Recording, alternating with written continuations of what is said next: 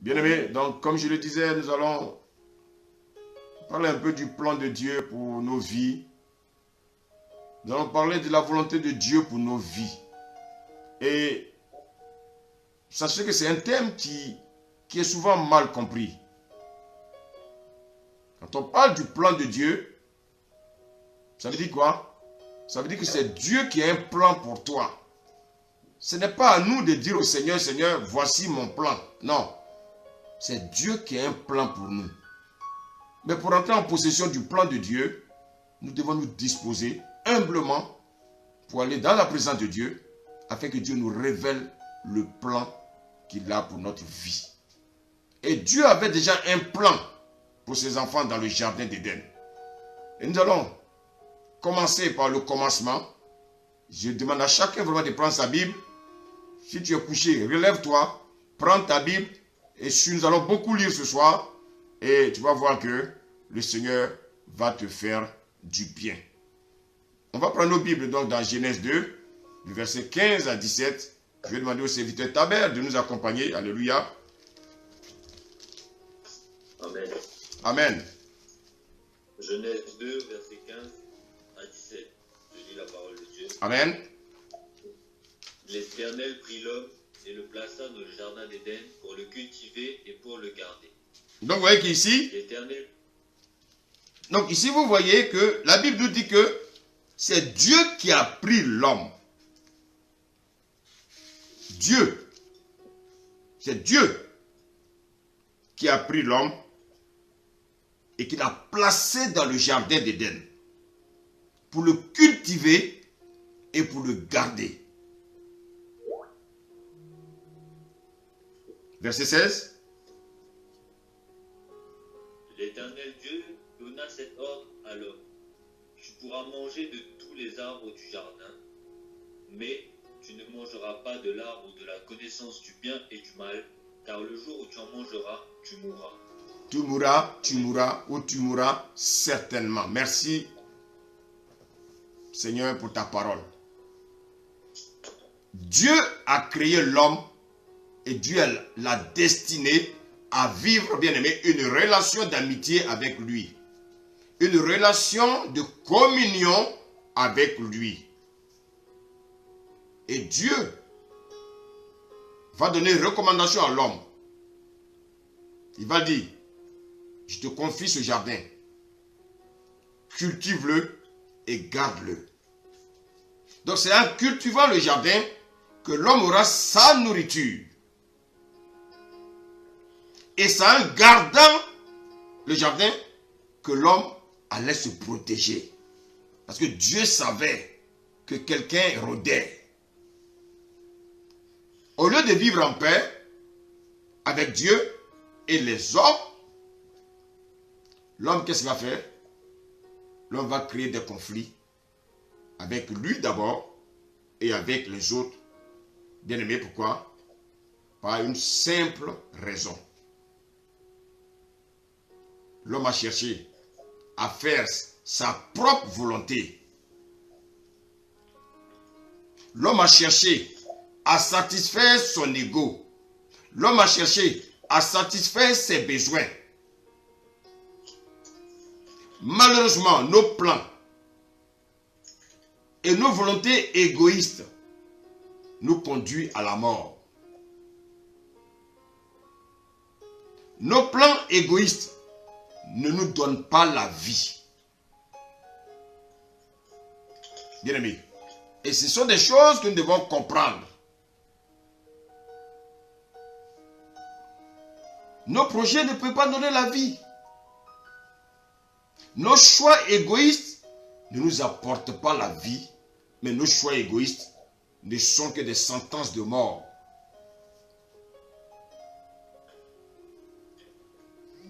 Dieu sait que l'homme qui est livré à lui-même ne fera pas toujours ce qui est bien.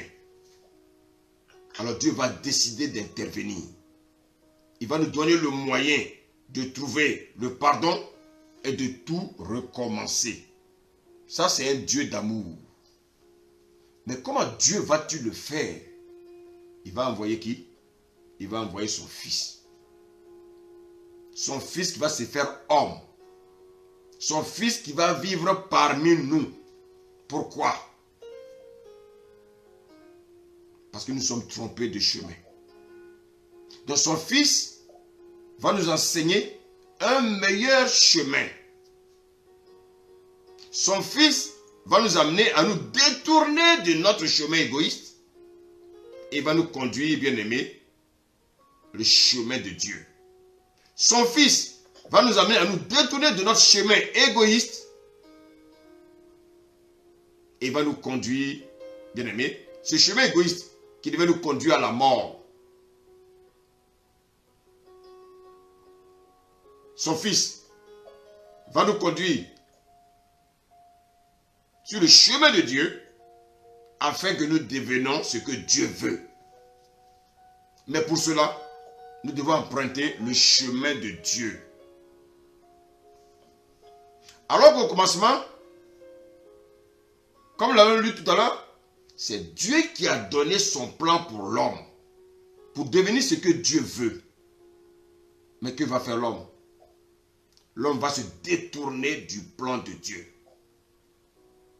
L'homme va se détourner de la volonté de Dieu pour sa vie.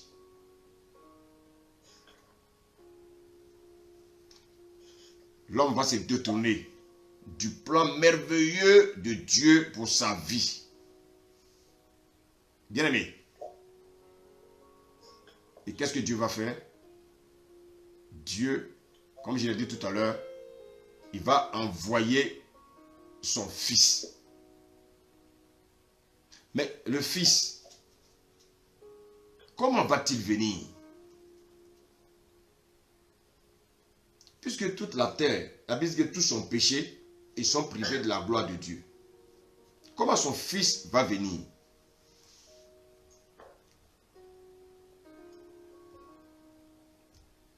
Alléluia. Comment son fils va venir? Comment son fils va venir? On va lire le livre de Luc, Luc 1, verset 34 à 35. Amen. Amen. Marie dit à l'ange, comment cela se fera-t-il, puisque je connais point d'homme? L'ange lui répondit, le Saint-Esprit viendra sur toi, et la puissance du Très-Haut te couvrira de son nom. C'est pourquoi le saint enfant qui naîtra de toi sera appelé Fils de Dieu. Le saint enfant qui naîtra de toi sera appelé Fils de Dieu. Bien-aimé, Dieu a soumis la nature à l'homme. Dieu a donné l'autorité, Dieu a donné le pouvoir à l'homme. Et puisque Dieu lui-même a établi des lois, le même Dieu respecte les mêmes lois qu'il a établies. Dieu n'est pas comme les hommes qui établissent des lois. Mais bien aimé, mais ces mêmes personnes qui ont établi les mêmes lois, ils piétinent les mêmes lois qu'ils ont eux-mêmes établies. De la même manière, on ne peut pas aller au ciel avec notre corps de péché. De même, un esprit ne peut pas venir seul sur la terre. Voici pourquoi, bien-aimé. Voici pourquoi. Il ne peut pas venir sur la terre seulement en esprit. Dieu n'a pas donné le pouvoir à un esprit de contrôler la terre. Suivez bien le message. Dieu n'a pas donné le pouvoir à un esprit de contrôler la terre. Voici pourquoi lorsqu'il devait venir sur la terre, il va passer par un être qui a un corps. Il doit passer par qui? Par la femme, par une femme.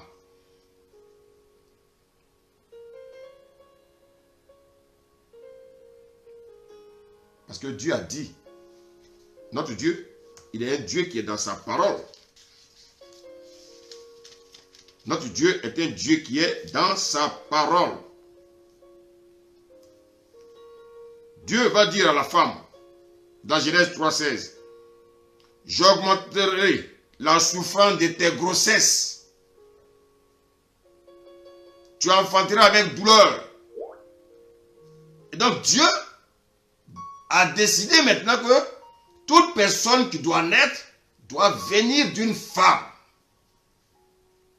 Voici pourquoi Dieu a permis que son fils vienne d'une femme.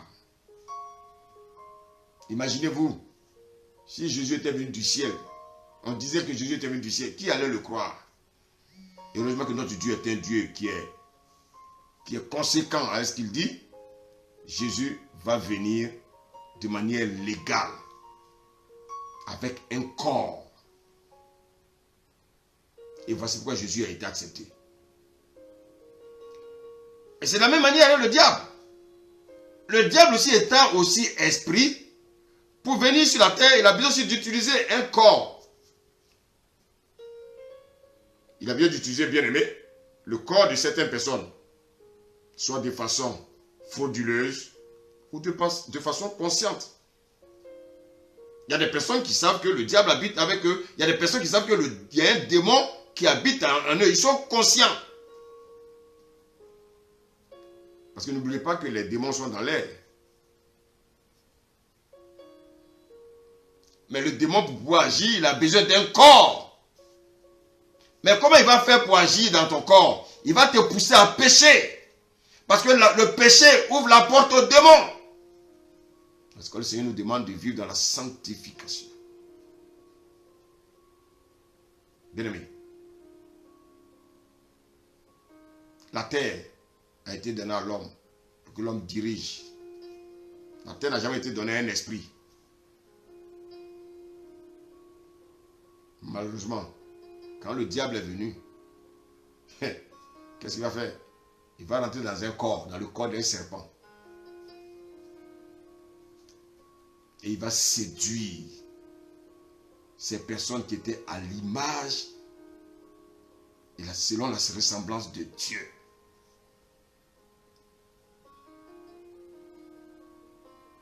Souvent les gens disent que Adam et Ève avaient l'esprit de Dieu. Ce n'est pas vrai. Adam et Ève avaient l'esprit humain, l'esprit de l'homme. Non, c'est l'esprit de l'homme qui était en contact avec l'esprit de Dieu. Quand ils ont péché, la Bible dit, ils sont morts spirituellement. Donc c'est l'esprit de l'homme qui est mort.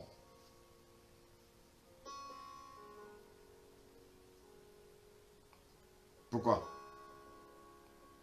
Parce que qui est rentré maintenant en eux? Le péché est rentré en eux. Parce que bien aimé, quand tu pêches, c'est une porte, c'est un boulevard pour les démons. Parce que bien aimé, souvent tu ne comprends pas ta vie, mais ta vie souvent est contrôlée par des démons.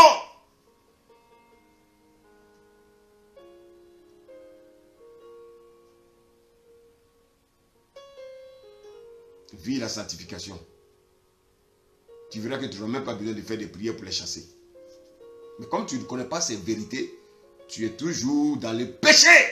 Et plus tu es dans le péché, plusieurs démons viennent prendre possession.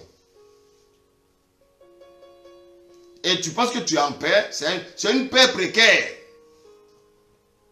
Mais ils sont là, ils savent à quel moment ils doivent réagir. Alors, lorsque Jésus est né, la Bible dit quoi? Il va vivre, il va recevoir l'éducation de son père Joseph. Son père adoptif, c'est son père. Et sa mère Marie. La pauvre. Il y en a qui n'ont pas encore compris que cette femme est de la même nature qu'eux. Il y en a qui disent qu'ils adorent Marie. Écoutez-moi bien, vous là qui adorez Marie là. De quelle Marie vous parlez? La mère de Jésus? Non. La mère de Jésus ne vous a jamais demandé de l'adorer. Vous adorez un démon, une déesse qu'on appelle la reine du ciel. Et cette reine du ciel, elle a appelé bien-aimée. Écoutez-moi bien. Chez les Grecs, elle a été appelée Diane. Elle a plusieurs noms. En France, on l'appelle Marianne. C'est pour ça que vous avez Marianne sur vos documents. C'est la déesse. C'est elle qui contrôle la reine des côtes. Donc laissez la mère de Jésus en paix. Elle attend l'enlèvement. Vous voyez, vous adorez une femme. Parce que vous continuez à pécher, vous continuez à voler, vous continuez à mentir, vous continuez à tricher, vous trompez vos femmes, vous trompez vos maris. Pourquoi? Parce que vous n'avez pas compris qu'en fait c'est un démon qui habite en vous, qui vous pousse à faire ces bêtises.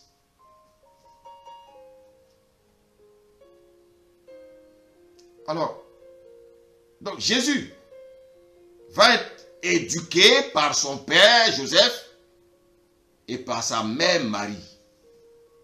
Donc Jésus est venu, il est venu bébé comme toi et moi. Jésus va recevoir l'éducation hébraïque avec ses parents. Comme toi et moi, nous avons reçu l'éducation de nos parents. De la même manière, nous parlons la langue que nos parents nous ont enseignée. Jésus aussi parlait la langue que Joseph et Marie nous ont enseignée.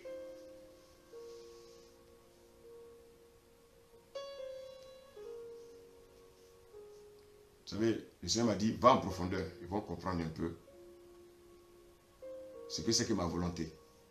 Il y en a qui ne comprennent pas. Il y en a qui sont passés à côté. Donc Jésus-Christ, il était juif. Il est né juif. Sa mère était juive. Un hébreu. Donc il parlait la langue hébraïque. La langue juive, si vous voulez. Tous les noms que vous pouvez donner. Mais alors, écoute-moi. Toi qui es Camerounais, tes parents t'ont éduqué selon leurs coutumes. Ils t'ont fait apprendre votre dialecte, la langue. Soit le Bamileke, soit le Douala.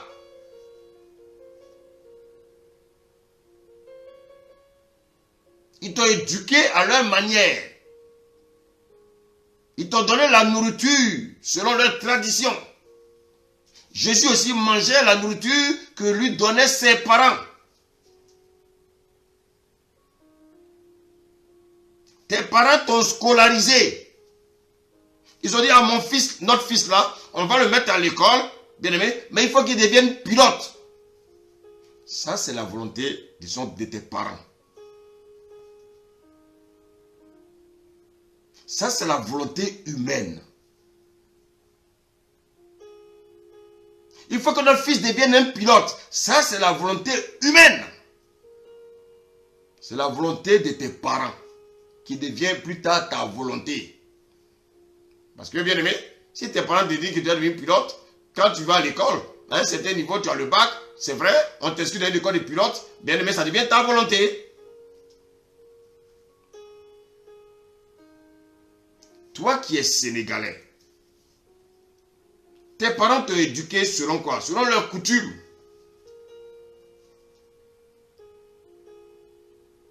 Les pratiques, tu les faisais aussi bien.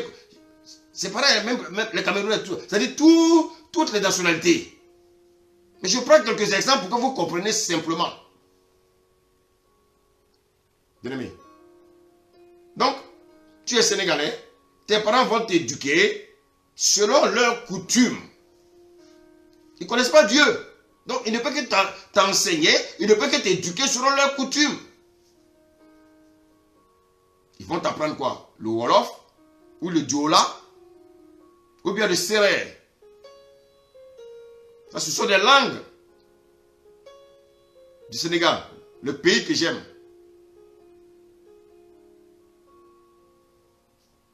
Et tu grandis avec eux.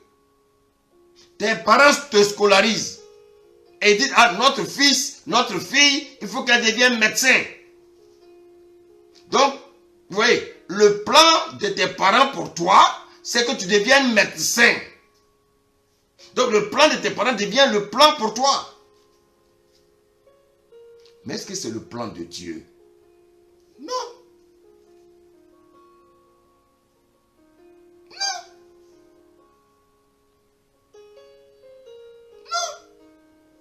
toi qui es ivoirien, tes parents t'ont éduqué selon également leurs coutumes. Quand ils allaient adorer les fétiches, tu partais avec eux. Ils t'ont appris le dialecte. Ils t'ont appris la langue. Soit ils t'ont appris le baoulé, si tes parents étaient des baoulés, l'ébrié si tes parents étaient ébriés, le bété si tes parents étaient bétés, le sénoufo si tes parents étaient sénoufo. Ils vont te scolariser et ils auront une volonté. Et qu'est-ce qu'ils vont faire? On dit à notre fils, il faut qu'il devienne ingénieur. C'est pas mauvais. Ça, c'est la volonté des parents. Mais la volonté des parents devient aussi ta volonté. C'est une volonté humaine. Parce que vous savez, la chair ne recherche que les choses terrestres. Ah, mon enfant, il faut qu'il devienne ingénieur. Ah oui, ingénieur. C'est bien. Est-ce que c'est la volonté de Dieu? Non. Non. Non. Bien-aimé.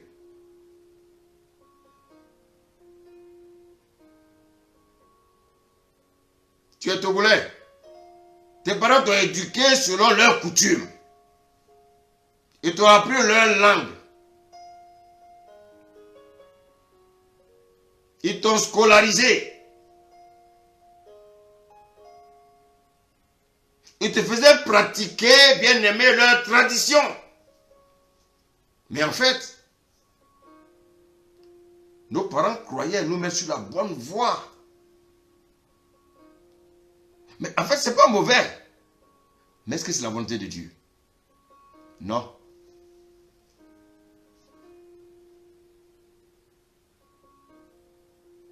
Quelle était la volonté de Dieu pour Jésus? Serviteur, lis-moi le psaume 40, verset 8. Amen. Psaume 40, verset 8.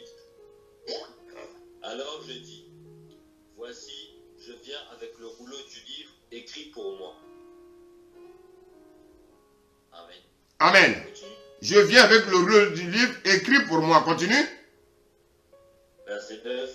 Je veux faire ta volonté, mon Dieu. Je veux faire ta volonté, mon Dieu. Et je vais vous expliquer, j'arrive, pas à pas. Le Seigneur va nous faire du bien ce soir. Pas à pas. Nous allons comprendre ce que le Seigneur nous dit ce soir. Est-ce que tu peux lire le psaume 143, verset 10?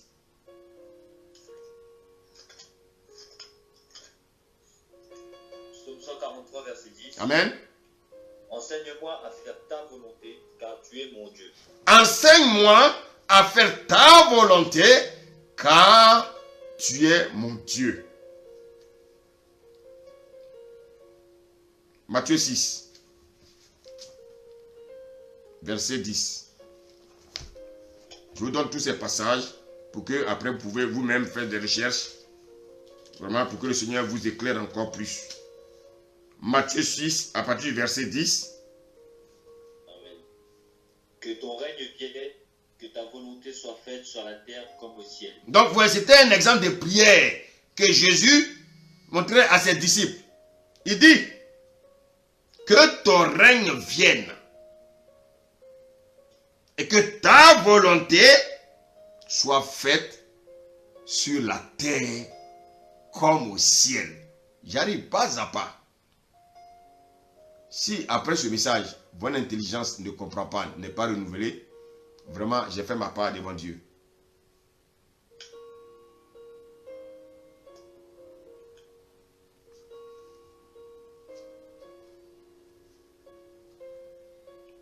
Verset 11, il dit quoi?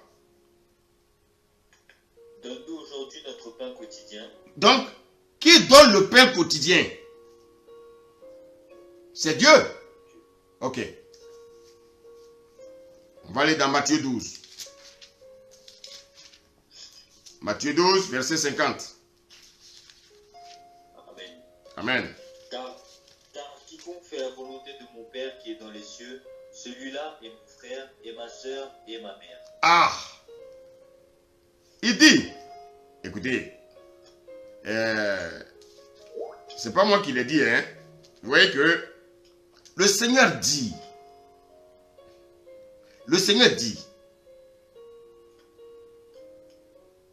car quiconque fait la volonté de mon Père, qui est dans les cieux, celui-là est mon frère, celui-là est ma soeur et ma mère. Qu'est-ce que cela veut dire?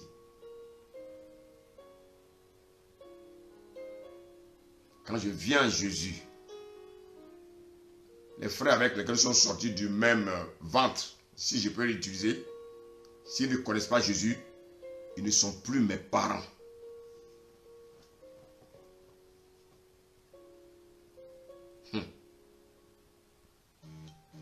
Bien-aimé, écoutez, le message du Seigneur, c'est le Seigneur qui nous enseigne. Celui qui est mon frère, celui qui est ma soeur et celui qui est ma mère, bien-aimé, c'est celui-là qui fait la volonté de mon Père. Vous voyez que on peut sortir du même ventre. Un peut être enfant du diable et puis un peut être enfant de Dieu.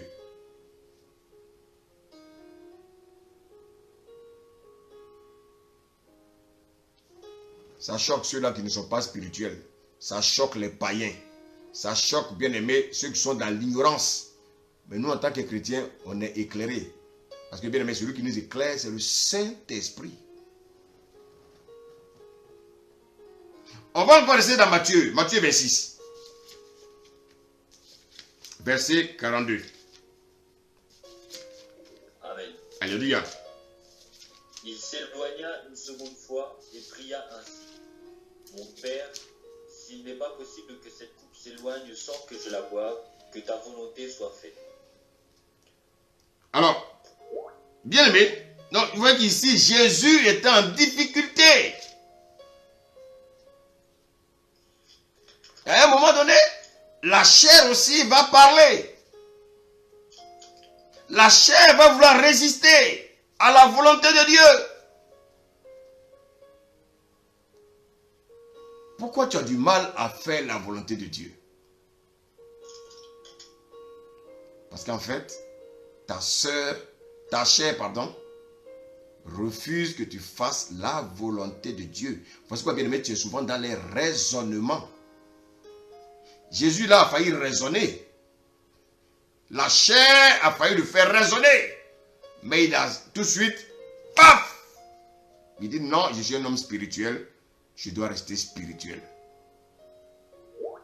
Jésus a compris que il n'était pas venu sur la terre pour satisfaire sa chair. Il n'était pas venu sur la terre pour faire plaisir à quelqu'un. Jésus n'était pas venu pour être dans la distraction.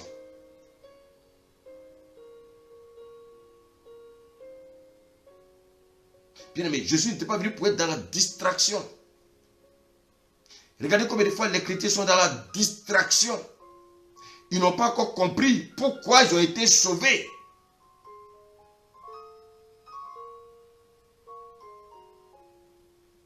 Bien aimé, regardez les occupations du jour. Regardez tout ce que nous faisons. Il y a quoi de Dieu dans ce que nous faisons? Qu'est-ce qui intéresse Dieu dans nos préoccupations? Qu'est-ce qui intéresse Dieu dans ce que nous réalisons chaque jour? Tout ce que nous faisons, c'est pour satisfaire la chair. Et c'est pour ça que beaucoup de chrétiens ne seront pas sauvés.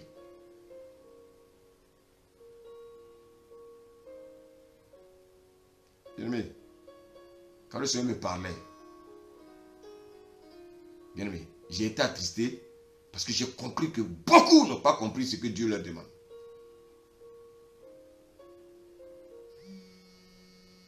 Les gens pensent qu'il faut se contenter seulement d'aller dans une église. Non, ce n'est pas ça que Dieu te demande. Serviteur, on va aller dans Jean 4.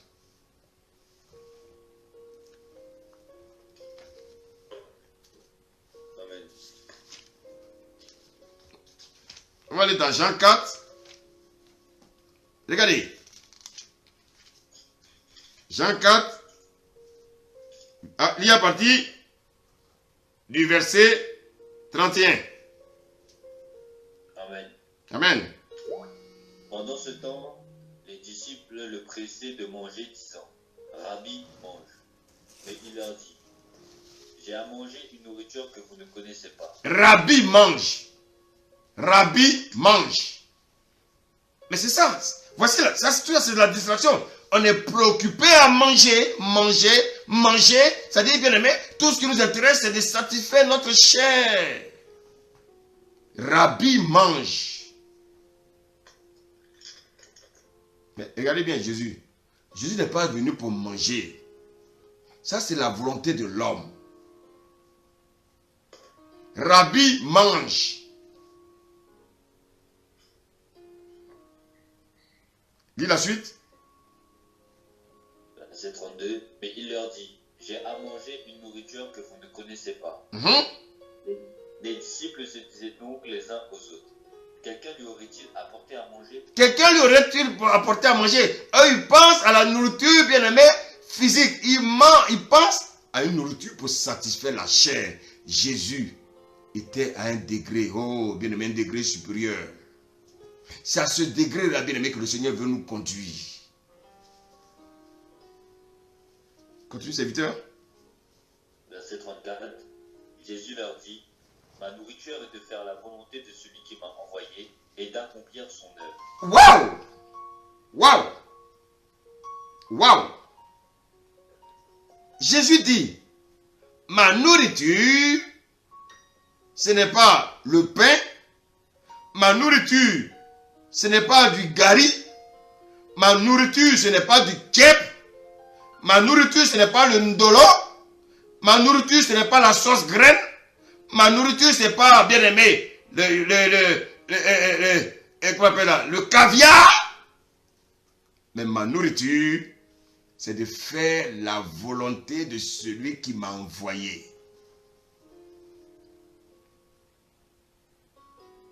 Qu'est-ce que cela veut dire? Il dit de faire la volonté de celui qui m'a envoyé et d'accomplir son œuvre. Ah! Bien-aimé, écoute-moi. Si le Seigneur t'a sauvé, ce n'est pas pour faire ta volonté. Si le Seigneur t'a sauvé, c'est de faire sa volonté et d'accomplir l'œuvre pour laquelle il t'a sauvé.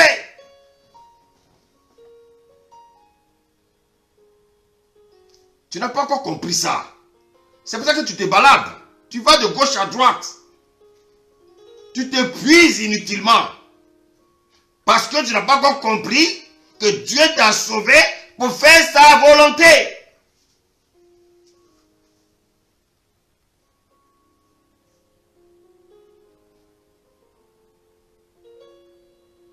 Dieu nous enseigne, bien-aimé, au travers de Jésus, il dit qu'il nous sauve, bien-aimé, pour qu'il nous envoie, pour faire sa volonté et d'accomplir son œuvre, pas ton œuvre à toi, pas tes projets égoïstes là. Dieu ne parle pas de ça. Dieu parle de son œuvre.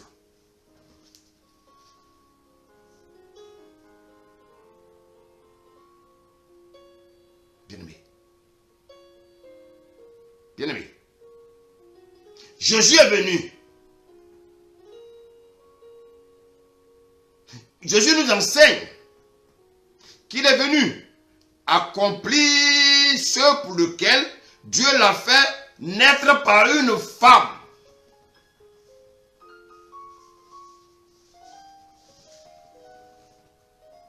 Ce que toi tu as connu, Jésus l'a connu également. Donc bien aimé, vous voyez qu'on ne peut pas tromper Jésus. Que nous dit Jean 5, 40?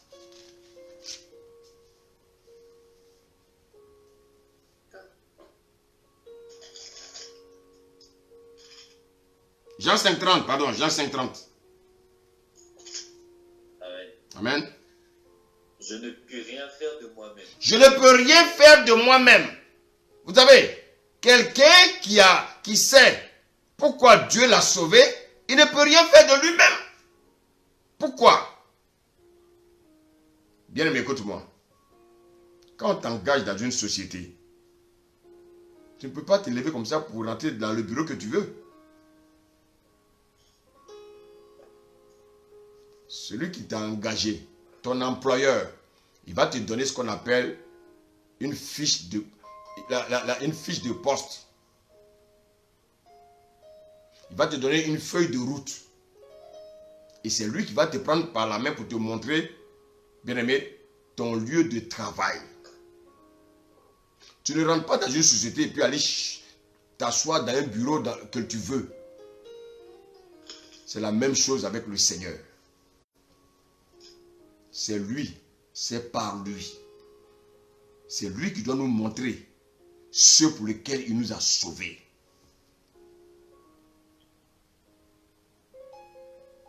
Pourquoi beaucoup de chrétiens sont errants? Parce qu'ils ne sont pas dans la volonté de Dieu. Ils ne savent pas pourquoi Dieu les a sauvés. Dis-moi, quelqu'un qui est malade, depuis des années, tu vas à l'hôpital, tu ne guéris pas. Tu étais dans la drogue. Tu as fait une overdose, tu as failli mourir. Et puis Dieu te sauve, bien aimé, de ta mort.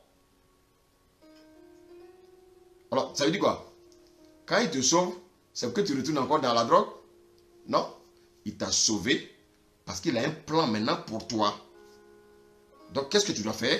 Tu dois le chercher en esprit et en vérité pour qu'il te révèle ce pour lequel il t'a sauvé.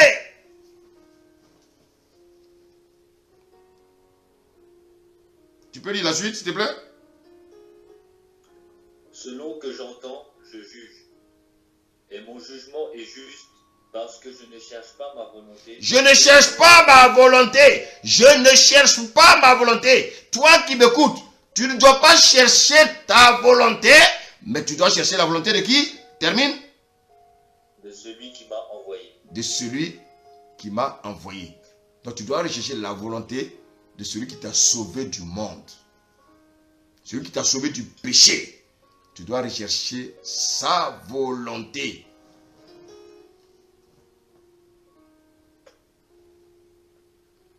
Bien-aimé, pourquoi ta vie tourne en rond? Parce que tu n'as pas encore cette révélation. Lorsque tu vas comprendre cette révélation, tout ce qui est bloqué dans ta vie, lorsque tu vas maintenant t'orienter vers celui-là, bien-aimé, qui t'a sauvé, il va t'orienter.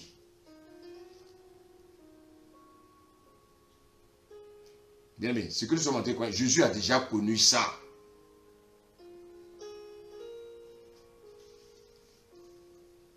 Jésus, je l'ai dit tout à l'heure, il est né d'une femme qui s'appelle Marie.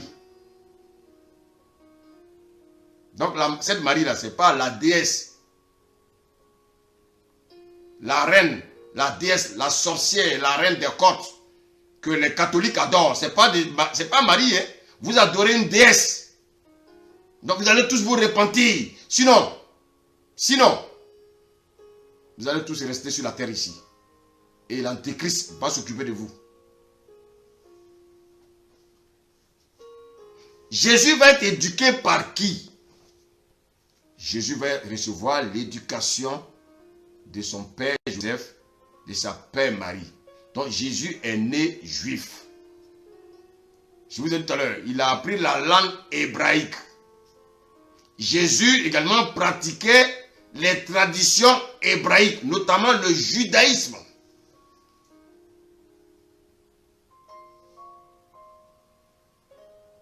Et que nous dit Marc 6, 33?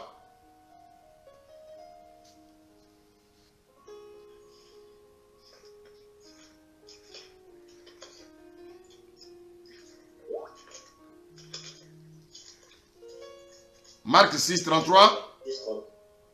Marc 6, 33. Beaucoup de gens les virent s'en aller et le reconnurent.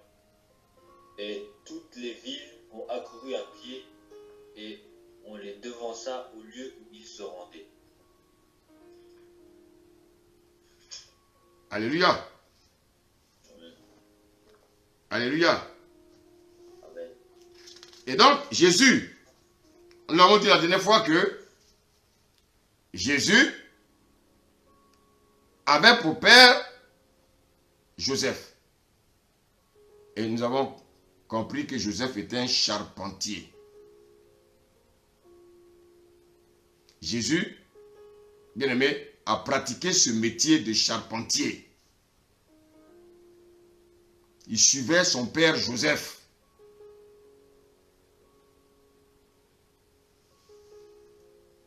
Donc, écoutez, quand on est jeune, il y a des choses qu'on fait. Pourquoi? Parce qu'on est conduit par la chair. Jésus était conduit ici par la chair.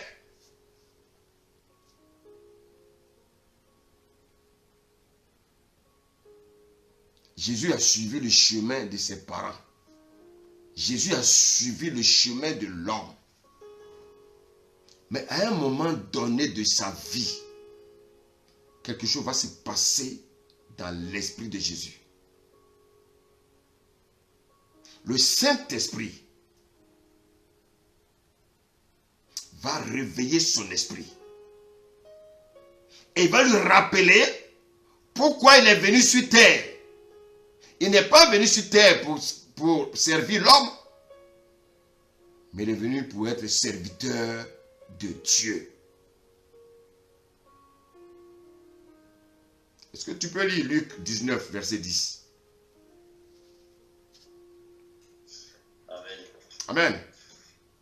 Car le Fils de l'homme est venu chercher et sauver ce qui était perdu. Marc 2, 17. Donc vous voyez que le Fils de l'homme, il est venu pour chercher ce qui était perdu. Qu'est-ce qui était perdu? L'homme qui est devenu pécheur. Continue. Marc 2, 17. Ce que Jésus, ayant entendu, il leur dit, ce ne sont pas ceux qui se portent bien qui ont besoin de médecins, mais les malades. Ah, Je ne suis pas venu appeler les justes, mais des pécheurs. Jésus n'est pas venu pour appeler les justes, mais les pécheurs. Jésus est venu, bien aimé, pour sauver, pour guérir ceux qui sont malades. Matthieu 1, verset 20 à 21.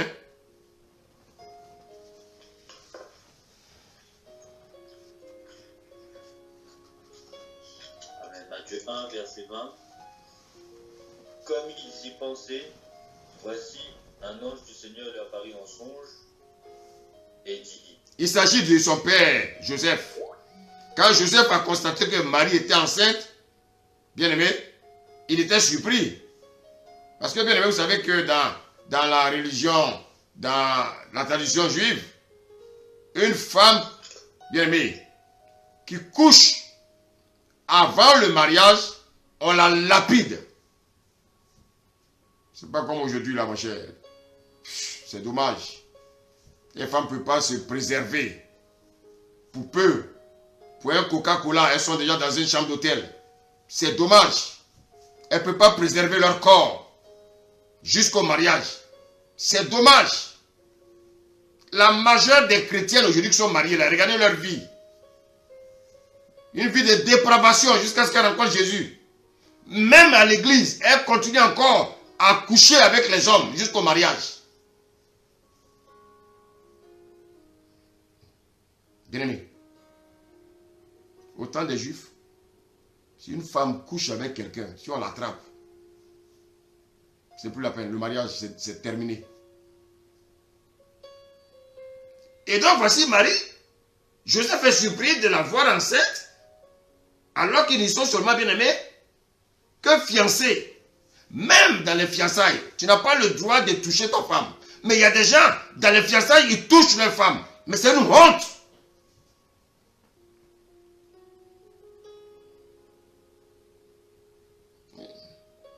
Il y en a qui le savent ce que j'ai dit. Avant le mariage, il y en a qui se sont touchés là. C'est dommage. Et après, quand vous avez des problèmes, vous dites que vous ne comprenez pas vos problèmes. Ce sont des répercussions, bien aimés, des péchés que vous commettez. Serviteur, tu peux lire la suite?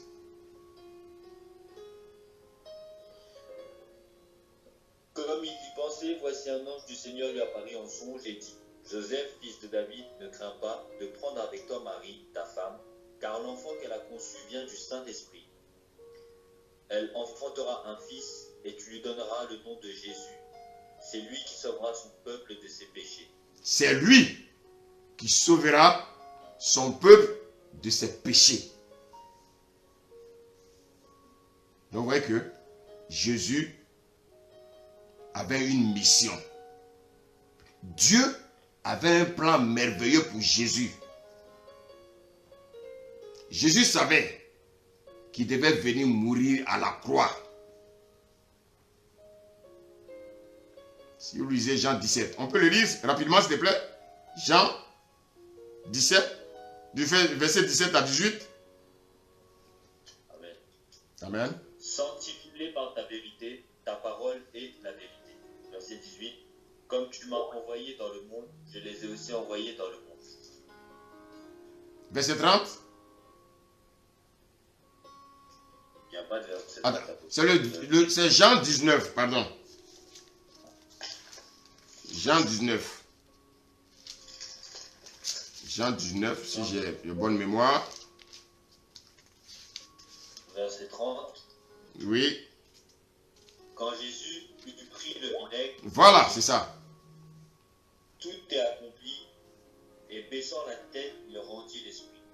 Continue. Verset 31. Dans la crainte que les corps ne restassent sur la croix pendant le sabbat. Verset 30. C'était la... Verset 30. Oui, ok, mais lis d'abord le verset 17 à 18. Jésus, portant sa croix, arriva au lieu du crâne qui se nomme en hébreu Golgotha. C'est là qu'il fut crucifié, et deux autres avec lui, un de chaque côté, et Jésus au milieu. Ah, donc Jésus, il savait que dans le plan de Dieu pour lui, il devait venir mourir. Voici quoi, bien aimé, quand il est arrivé du gardien de Gethsémane, sa mort approchait, la chair était en train de dire, mais tu sais, on va te tuer, hein, on va te tuer, hein. Tu peux renoncer, hein.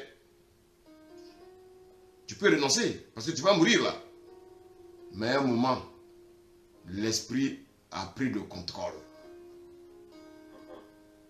Quand ta chair te dit d'insulter quelqu'un, quand ta chair te demande de critiquer quelqu'un, quand ta chair te dit de te masturber, quand ta chair te dit de commettre l'adultère, quand ta chair te demande de boire l'alcool, ton esprit peut dire non.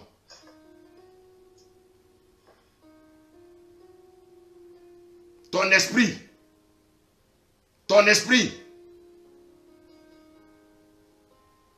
peut montrer qu'il est aux commandes. Donc, bien aimé, si tu fais ces choses, c'est parce que tu les aimes. Dieu ne peut pas te protéger. Et puis, il ne faut pas les faire et puis venir demander pardon à Dieu chaque jour. Dieu n'est pas ton camarade.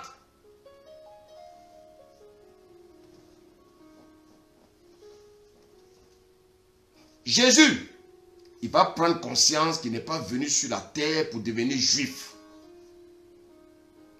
Toi qui étais Camerounais, quand tu acceptes Jésus, tu n'es plus Camerounais. Toi qui es Ivoirien, quand tu acceptes Jésus, tu n'es plus Ivoirien. Toi qui es Réunionnais, quand tu acceptes Jésus, tu n'es plus Réunionnais. Toi qui es Chinois, lorsque tu acceptes Jésus, tu n'es plus Chinois. Jésus n'était plus juif. Il va prendre conscience qu'il n'est pas venu pour être enfant de Joseph et de Marie. Quand tu acceptes Jésus, tu n'es plus les enfants de tes parents. Ça choque. Ça choque les charnels. Mais les spirituels comprennent la profondeur de cette parole. Ils comprennent la profondeur de cette révélation.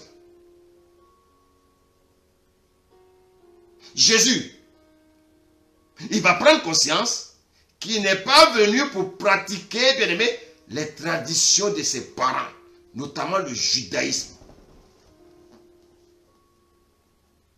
Jésus, il va prendre conscience qu'il n'est pas venu pour faire la volonté des humains.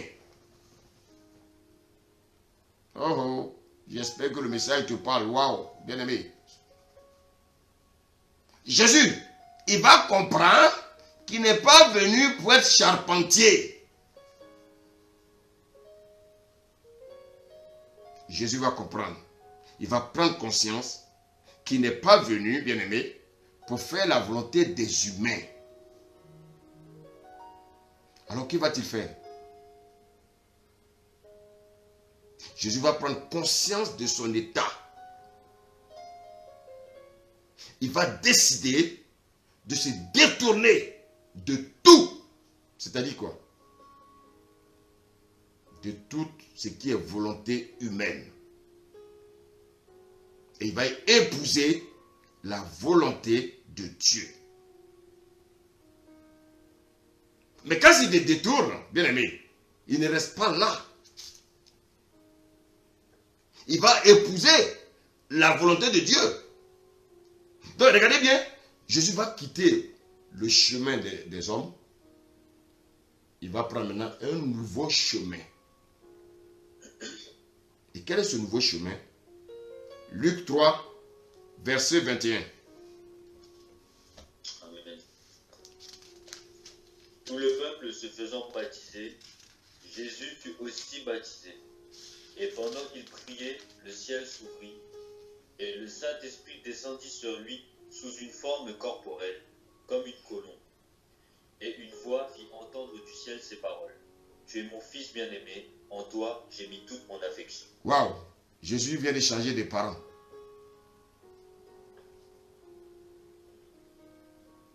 Jésus vient de se détourner de ses parents biologiques. Jésus vient de se détourner de ses parents charnels, qui ne peuvent rien lui apporter. Si Jésus voulait rester avec ses parents charnels, il n'allait jamais faire la volonté de Dieu.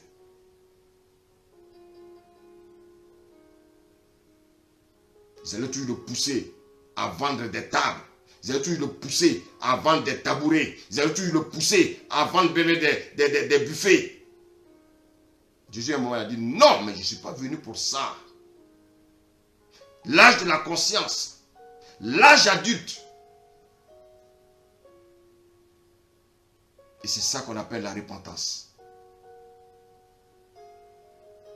La repentance, c'est de se détourner, bien aimé, des voies humaines pour épouser les voies de Dieu. Qu'est-ce que cela signifie? Ce message-là, c'est pour les gens spirituels, hein? Ce n'est pas pour les gens charnels. C'est pour les gens spirituels.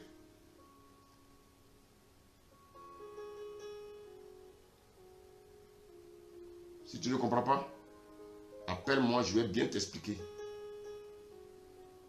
Je sais, c'est la nourriture solide, ce n'est pas pour les enfants. Ce n'est pas pour les enfants, les bonbons glacés là où, oui Seigneur, je n'ai pas de travail, oui Seigneur, donne-moi là. Le message, ça c'est pas pour vous. Ce n'est pas pour vous, s'il vous plaît.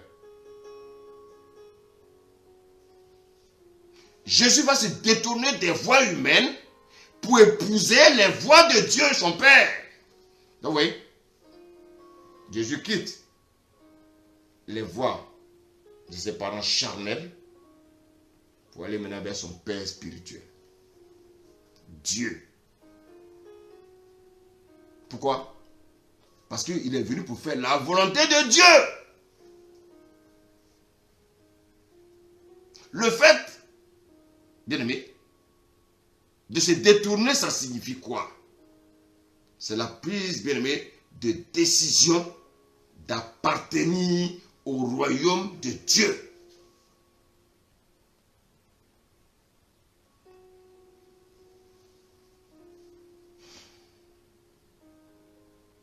Alors, qu'est-ce que toi tu dois faire? Toi qui dis que tu as reçu Jésus. Tu es passé par la repentance. Tu as été baptisé. Ça veut dire quoi? Jésus dit qu'il est le chemin. Qu'est-ce que Jésus a fait? Fais la même chose. Fais la même chose. Jésus c'est le chemin. Tu ne dois pas prendre quelqu'un d'autre pour faire ton exemple. Jésus est notre exemple. Il dit de te repentir. Mais c'est quoi la repentance? C'est d'abandonner tes propres voies et d'épouser les voies de Dieu. Mais c'est quoi épouser la voie de Dieu? C'est le fait de renoncer à soi et d'accepter le plan de Dieu pour notre vie. Alors, bien aimé, si on veut récapituler,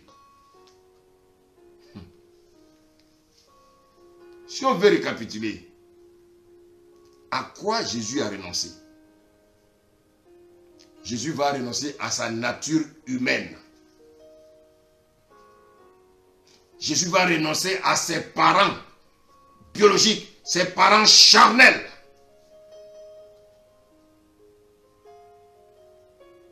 Jésus va renoncer à sa nationalité juive.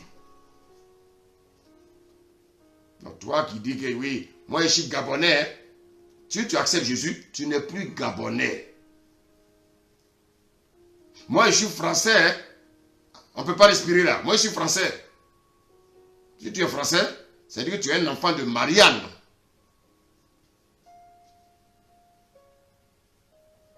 Pour être enfant de Dieu, il faut être chrétien. C'est-à-dire que tu as quitté, tu es né de nouveau. Ton ancienne nature, tu étais camerounais. Ton ancienne nature, tu étais français. Ton ancienne nature, tu étais sénégalais. Ton ancienne nature, tu étais togolais. Ton ancienne nature, tu étais portugais. Maintenant que tu es né de nouveau, tu as maintenant une nouvelle nationalité. Et cette nouvelle nationalité s'appelle le royaume de Dieu. Donc vous voyez que Jésus, il a renoncé à sa nature humaine. Il va renoncer à ses parents. Il va renoncer à sa nationalité juive. Il va renoncer aux traditions juives, notamment le judaïsme. Il va renoncer au métier, bien aimé, de charpentier pour devenir ce que Dieu veut qu'il soit.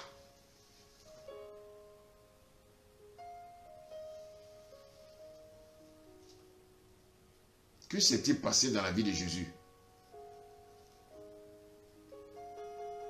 Et donc, la même question peut être posée. Qu'est-ce qui doit se passer aussi toi dans ta vie?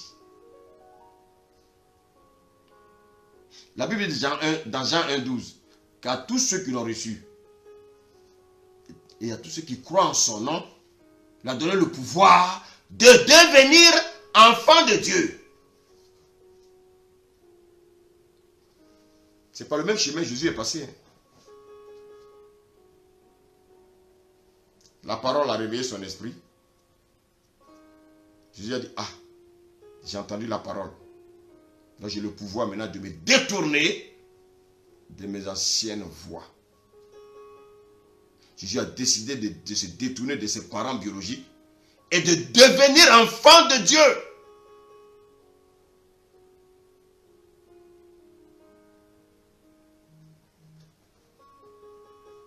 Bien-aimé.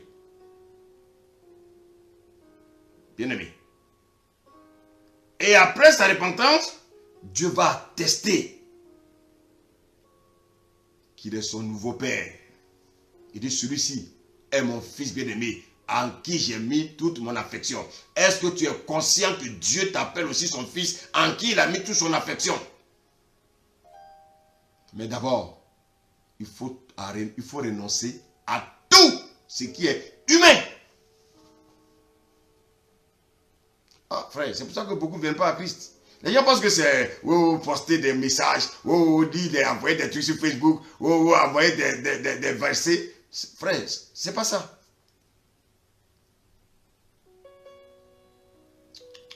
C'est pas ça. Une chose est d'accepter, mais ce n'est pas fini. Ce n'est pas parce que j'ai accepté que je me suis détourné. Jésus a accepté de se détourner de ses parents pour devenir enfant de Dieu. Jésus a accepté de se détourner. Bien aimé, de quoi? Il a décidé de se détourner. De quoi? Du métier de charpentier que faisait son père pour devenir serviteur de Dieu. Alors, quel était le plan de Dieu pour la vie de Jésus? Donc, Jésus était venu sur terre pour mourir, pour ôter le péché et de ressusciter pour que toi et moi nous recouvrons la vie. Et quelle est cette vie? La vie éternelle. Quel est le plan de Dieu pour ta vie? Quel est le plan de Dieu pour ta vie?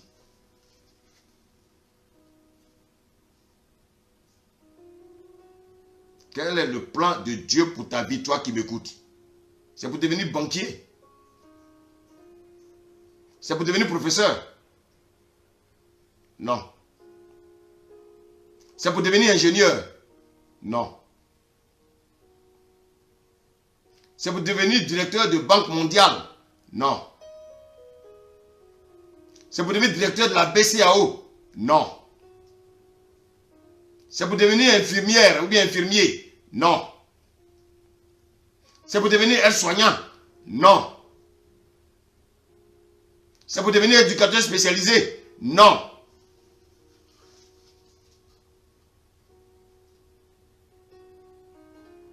Non.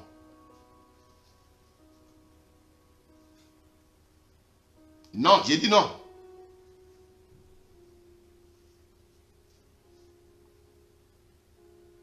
Pourquoi Dieu t'a sauvé? C'est la question que tous les chrétiens normalement qui viennent à Jésus doivent se poser. Mais les gens ne se posent pas ces questions-là. Ils viennent à Jésus, ils cherchent des bonbons, ils cherchent du travail, ils cherchent le mariage, ils cherchent ceci, je veux avoir l'argent, je veux construire au pays, je veux construire ceci, je veux construire des immeubles. Ça, frère, ça c'est pas dans le plan de Dieu. C'est pas ça.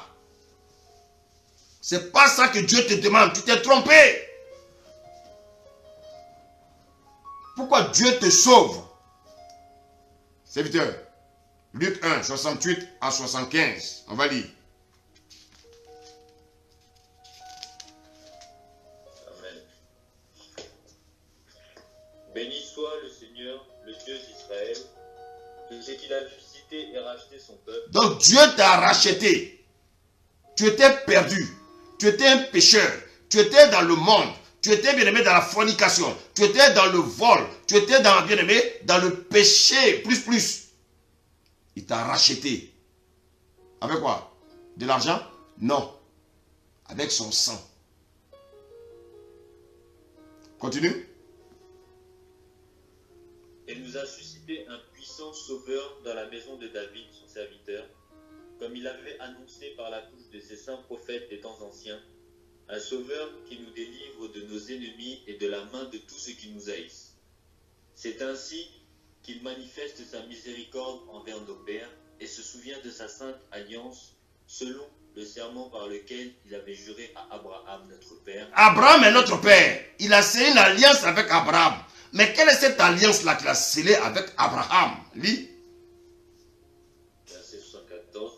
De nous permettre, après que nous serions délivrés de la main de nos ennemis. Donc, bien aimé, nous étions dans le monde, nous étions ennemis. Bien aimé, nous étions entre les mains de nos ennemis. Nous étions dans le royaume des ténèbres. Nous étions esclaves, bien aimés, de Satan. Nous étions esclaves des sorciers. Nous étions esclaves du péché. Nous étions esclaves de la fornication. Nous étions esclaves de l'alcool. Nous étions esclaves de la drogue. Nous étions esclaves de la pornographie. Qu'est-ce qu'il va faire? Ça, ce sont les ennemis. Il va nous sauver de nos ennemis. Et qu'est-ce qu'il va faire? Continue. De le servir sans crainte. Et de le servir sans crainte. Donc, le Seigneur te sauve pour que tu le serves. Le Seigneur ne te sauve pas pour que tu cherches du travail pour toi. Non, ce n'est pas ça qui est important d'abord. Je vais vous expliquer ça vendredi. Mais pour le moment, je veux qu'on arrête, on comprenne déjà ce que le Seigneur appelle, bien aimé, par sa volonté. Donc, vous voyez que Dieu ne nous délivre pas pour faire ce que nous voulons. Dieu nous délivre pour qu'on soit ses serviteurs. Dans la journée, est-ce que combien d'heures tu prends pour servir Dieu?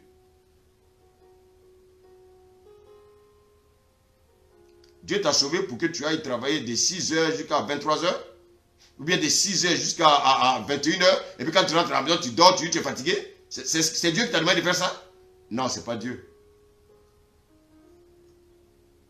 C'est pour ça que, bien aimé, il faut que notre intelligence soit renouvelée.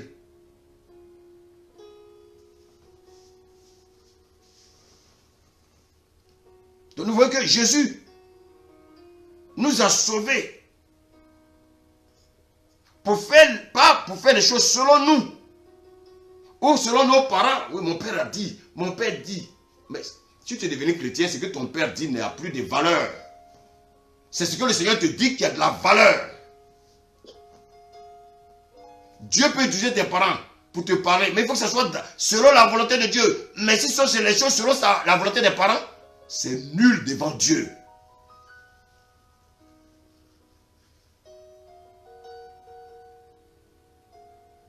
Bien-aimé, Dieu attend l'obéissance de tout homme qui accepte de le suivre. Dieu veut que tu renonces à toi-même et que tu te charges de ta croix et que tu le suives. Et nous allons voir, pour terminer, l'exemple de quelqu'un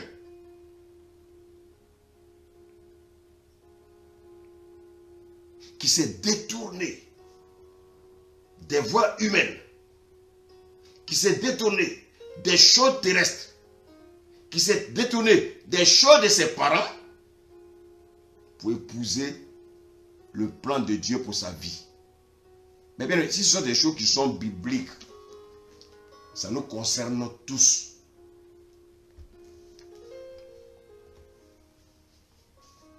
Jésus, il est le même hier, aujourd'hui et éternellement. Ce qu'il a demandé aux prophètes dans l'ancien temps, c'est la même chose qu'il va te demander à toi.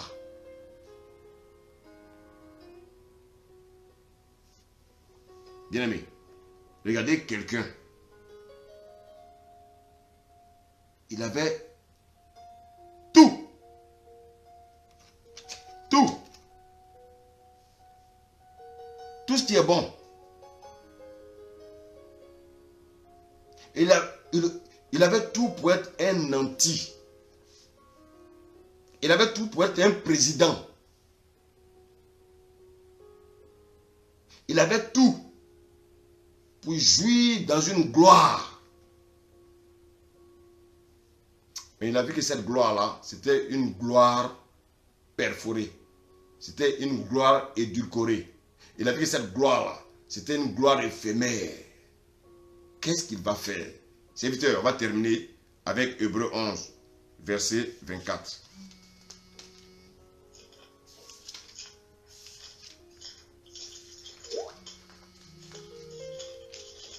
Amen. Hébreux 11, 24. C'est par la foi que Moïse, devenu grand, refusa d'être appelé. Ok, on va aller pas à pas. On va aller pas à pas. Reprends. C'est par la foi que Moïse, devenu grand. Ok. On dit ici que c'est par la foi que Moïse est devenu grand. Ça veut dire quoi, grand, ici? Ça veut dire quoi? Moïse est devenu grand. Quand Moïse a eu l'âge de la prise de conscience. Quand Moïse a eu l'âge de la prise de conscience. Quand Moïse était mature. Que va-t-il faire? Lorsqu'il va atteindre l'âge de la conscience, qu'est-ce qu'il va faire? Continue. refusa. C'est quoi refusa? Renonça. Le renoncement. Le détournement. Donc Moïse va renoncer à quoi? Continue. D'être appelé fils de la fille de Pharaon. Oui. Moïse avait tout pour devenir roi de l'Égypte. Il avait tout pour devenir le futur pharaon d'Égypte. Mais Moïse, il a refusé d'être appelé fils de la fille de Pharaon. Quand on prend conscience, on refuse d'être appelé fils de nos parents biologiques.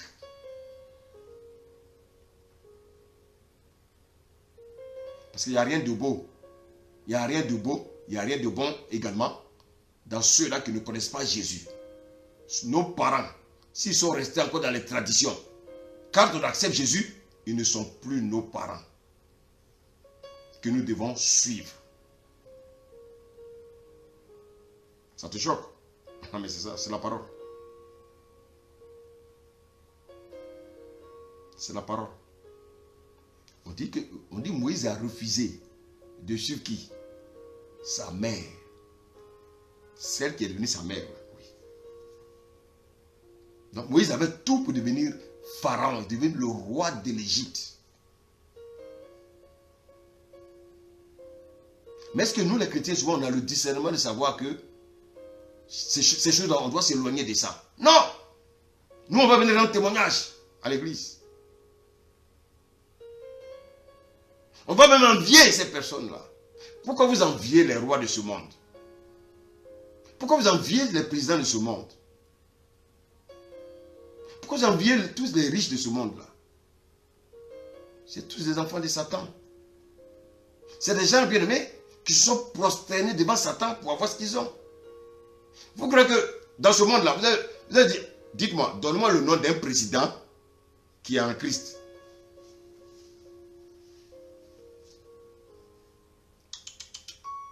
Celui qui ne se prosterne pas devant Satan ne peut pas devenir président d'un pays. Il y en a qui font semblant là, oui, bon, mais ils parlent de Jésus comme ça à la volée. Mais vous savez ce qu'ils font dans les ténèbres? Dans le noir, là, vous savez ce qu'ils font? Je mets en difficulté, il n'y a pas un président dans ce monde-là qui n'est pas dans les loges.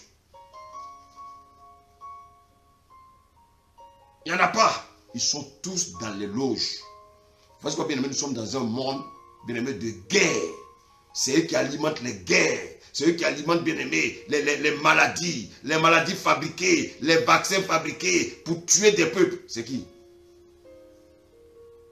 Si tu n'es pas dans leur réseau, tu ne peux jamais devenir président. S'ils voient que tu commences à devenir chrétien, ils vont créer une situation contre toi tout de suite. Soyez comme les médias. Oh, c'est un dictateur. Oh, c'est un dictateur. Oh, il est ceci. Oh, il est cela. Et comme souvent, même les chrétiens, ils sont aveuglés. Ils ne cherchent pas à se connaître la vérité. Ils tombent dans les pièges parce que oui, c'est TV5 qui a parlé. Parce que c'est France 24 qui a dit. Mais les journalistes de France 24, vous les connaissez? C'est tous des achetés. C'est tous des enfants du diable. Donc les enfants du diable mangent ensemble, à la même table. Donc quel communiqué, quelle vérité ces hommes-là vont vous apporter? Ils ne peuvent que vous apporter que de la mauvaise nouvelle. La mauvaise nouvelle, c'est à la télé. Mais la bonne nouvelle, c'est la parole de Dieu. Mais nous, on laisse cette parole de Dieu et puis nos oreilles écoutent la mauvaise nouvelle. On dit, Moïse refusa.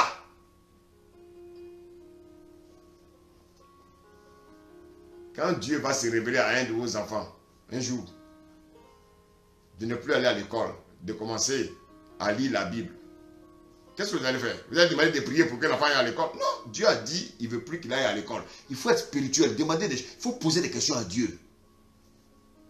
Dieu ne veut plus qu'il aille à l'école. Dieu dit, il n'a qu'à commencer à lire la Bible. Ça, c'est le plan de Dieu pour sa vie. Il ne faut pas forcer. Ah, mais mon enfant, je ne comprends pas. Il veut plus aller à l'école. Il veut plus... Non. Laisse. Dieu a un plan pour lui. Tous ces enfants qu'on voit dans la rue, là, les drogués, les ci, là, Dieu a un plan pour eux. À un moment donné, quand le temps de Dieu va sonner, que lorsqu'ils auront l'âge, bien aimé, lorsqu'ils auront l'âge de la conscience, lorsque le Saint-Esprit va révéler leur conscience, lorsque le Saint-Esprit va révéler leur esprit, ils vont venir au Seigneur, parce que le Seigneur avait un plan pour eux, les servir.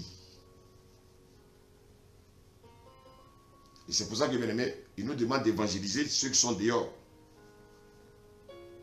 Si toi tu ne prêches, comment ils vont entendre?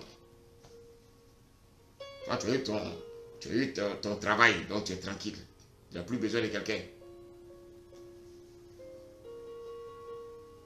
Oui, c'est ça. Ah non, moi j'attendais un enfant. Mon enfant est venu, donc c'est fini. C'est ce que le Seigneur t'a dit. Ça c'est la volonté de Dieu pour toi, d'avoir un travail. La volonté de Dieu pour toi, c'est de faire des enfants, c'est ça?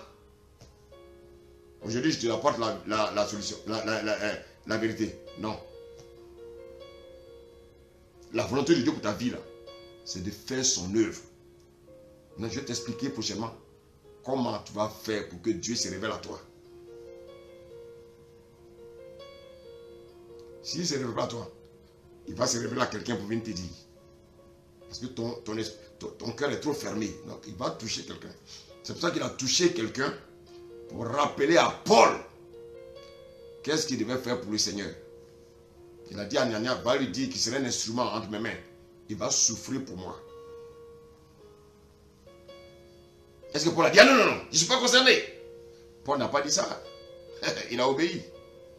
Donc Dieu peut donner un message te concernant à quelqu'un. Alors toi qui es là pour rejeter le message qu'on te donne, fais attention.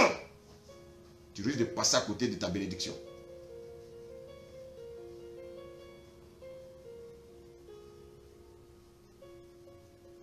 Bien-aimé, Moïse a dit non. Il s'est détourné de la royauté. Il s'est détourné des richesses de Pharaon. Il s'est détourné. Il a dit, la Bible dit, il refusa le renoncement, la repentance. Moïse s'est repenti d'avoir mangé dans l'assiette de Pharaon.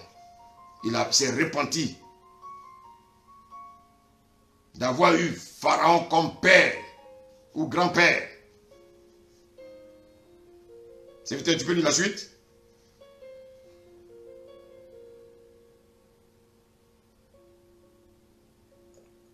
Amen. Verset 25. Aimons mieux être maltraités avec le peuple de Dieu que d'avoir pour un temps la jouissance du péché. Aimons mieux être maltraité. Qui est prêt à être maltraité ici à cause de Jésus? Donc oui, voici le fils d'une reine, d'un roi. Il renonce au bien-être. Quand vous voyez les chrétiens, quand vous allez chez eux, puis tout brille. Ils ont une voiture, ils ont 2 voitures. Oh, tu iras chez eux, il y a tout. Ah, ils pensent que c'est ça qui intéresse Dieu. Non! Ce ne sont pas les choses apparentes qui intéressent Dieu. Ah oui, je suis allé chez lui. Ah, mais il a une grande maison, hein? Ah, j'ai vu sa maison. Une grande maison. Ça n'intéresse pas Dieu. Ce n'est pas pour ça que Dieu t'a créé. Parce que les païens, ils ont ça 10 fois, 100 fois. Ce n'est pas de ça. Dieu t'a appelé pour que tu sois maltraité. Dieu t'a appelé pour que tu souffres pour lui.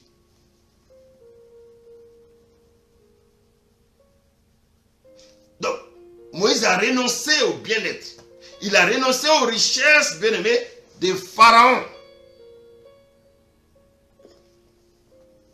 De même, toi aussi, tu dois renoncer aux richesses de ce monde. Si tu veux que Dieu se révèle à toi, commence à te détacher de ces choses-là. Les choses de ce monde.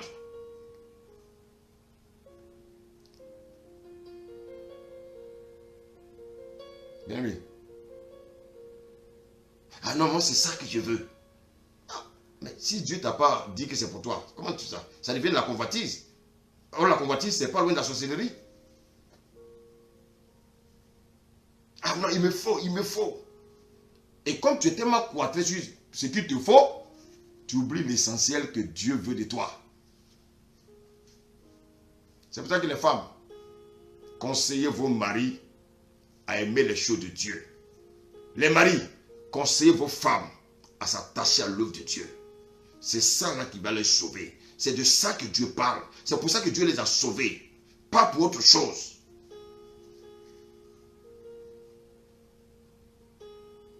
Moïse a accepté d'être maltraité à cause de Dieu. Il a accepté, bien aimé, d'être maltraité. Donc toi aussi, tu dois accepter d'être maltraité, d'être chassé, d'être insulté, d'être méprisé à cause de Christ. Verset 26. Regardons l'opprobre de Christ comme une richesse plus grande que les trésors de l'Égypte, car il avait les yeux fixés sur la rémunération. Merci. Regardons l'opprobre de Christ. Vous savez, la honte de Christ qu'il a connue à la croix doit faire notre richesse.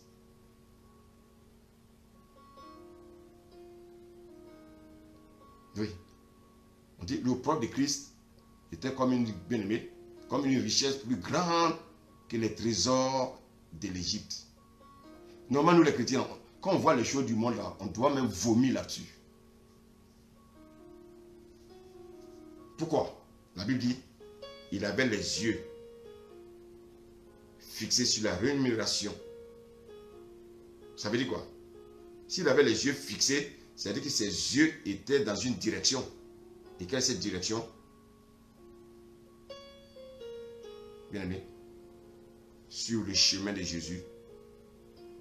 Parce que c'est Jésus qui est notre rémunérateur. Donc il avait ses yeux fixés sur le chemin du royaume de Dieu. Celui qui veut me suivre, qu'il renonce à lui. Vous voyez, Moïse a renoncé à ces choses-là. Qui porte sa croix. Donc Moïse a porté sa croix. Il a accepté d'être maltraité.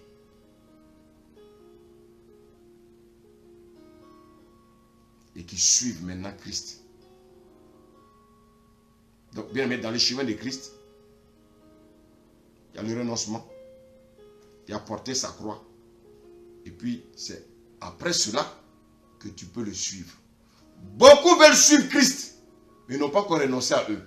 Beaucoup veulent suivre Christ, mais ils n'ont pas encore porté leur croix. Ça ne marchera pas. Regardez, lorsque Jésus allait sur le chemin de la crucifixion, à un moment donné, la Bible dit quoi? Il y a un certain Arimathée, Simon. Joseph d'Arimathée, pardon.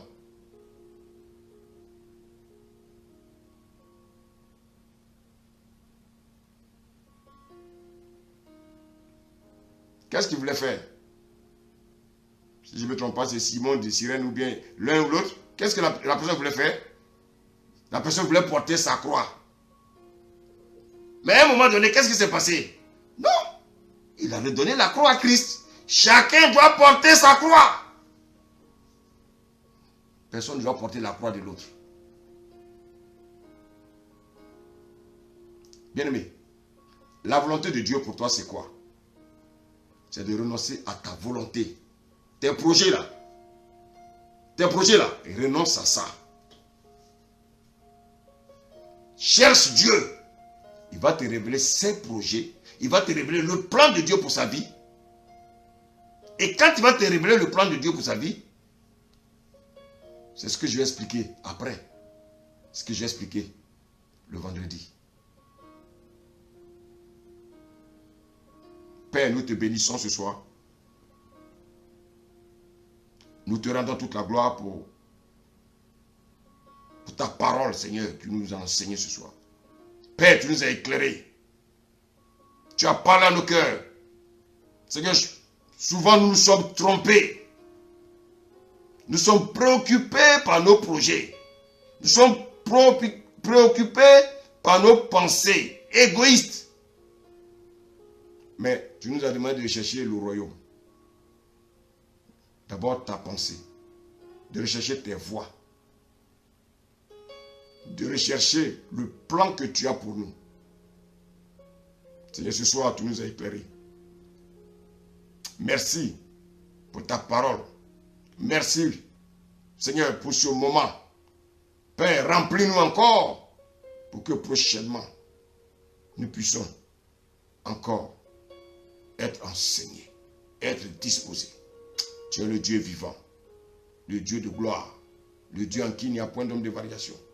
Je prie, Seigneur, pour la vie de tes enfants. Seigneur, bénis-les, fortifie-les. Ceux qui ont des situations difficiles, Père, je te prie au nom de Jésus d'ouvrir le chemin. La Bible dit que c'est toi qui ouvres le chemin pour le peuple d'Israël dans le désert.